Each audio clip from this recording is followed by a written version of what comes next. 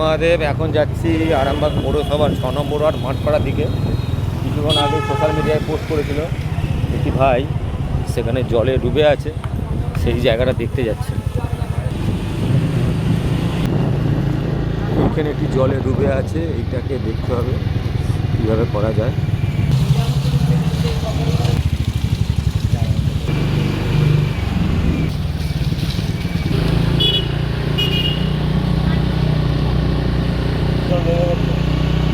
এখন এই মুহূর্তে মাঠপাড়াতে আছি। এই যে পানাটা দেখতে পাচ্ছেন, এই পানার যে এখন জল শোষণ জায়গাটা দেখুন, এই যে জায়গাটা দেখতে পাচ্ছেন, ঘাসের নিচে এখন মাটিতে জলটা আছে।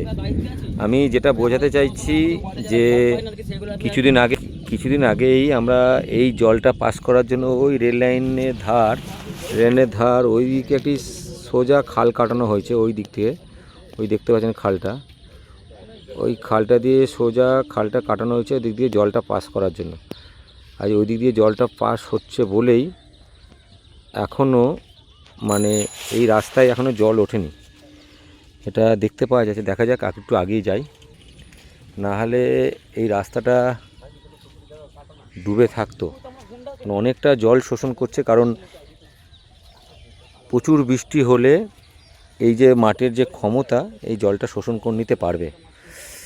রাস্তা হয়তো কিছুটা ডুবে থাকবে, কিন্তু পথ চলার জন্য খুব একটা অসুবিধা হবে না, এটা অনুভব করতে পারছি। মাঠ পুরো শুকনো, এই মাঠের জল নেওয়ার ক্ষমতা অনেক বেশি। তাই যেভাবে যে খালটা মানে পরিষ্কার করা হয়েছে, এটা প্রমাণ পায়, দেখতেই পাচ্ছেন মাঠ পাড়ার জল কতটা নেমে গেছে। এই যে রাস্তাগুলো হয়েছে, এই রাস্তাগুলোর মধ্যেখানে যদি একটি করে ক্যালভার্ট দিয়ে দিত, তাহলে এদিকের জল এদিকে আসতো, এদিকে জল এদিকে আসতো। এই ক্যালভার্ট না দেওয়ার কারণে এই সমস্যাটা হয়েছে। তো জলটা পাস করতে পারছে না, তাই ওভারফ্লো হচ্ছে, ওভারফ্লো হয়ে রাস্তাটাকে ডুবে থাকছে।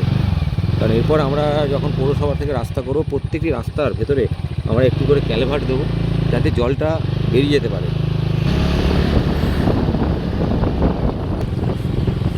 আকাশের বৃষ্টি আগমন, আমরাও